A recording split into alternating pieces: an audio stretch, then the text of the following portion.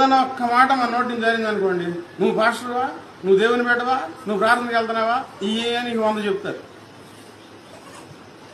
100 అంటారు. మౌనంగా ఉండి మనకు వాగ్దానం ఉంది, మీ అవమానమునకు ప్రతిగా రెట్టింపు ఘనత నేను మీకు ఇస్తానని ప్రభువు చెప్పారు. కాబట్టి మౌనంగా ఉండటమే చాలా మంచిది.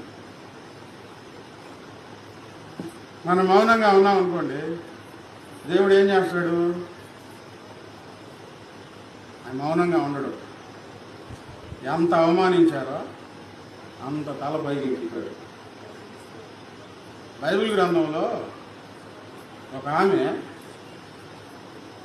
అందరేమో యేసుప్రభు వారి దగ్గర ఉంటే ఏమేమో అందరూ యేసుప్రభు వారి దగ్గరికి రాకుండా పాపం చేస్తుంది. యేసుప్రభు వారి భూమి మీద సంచరించే దినాలలో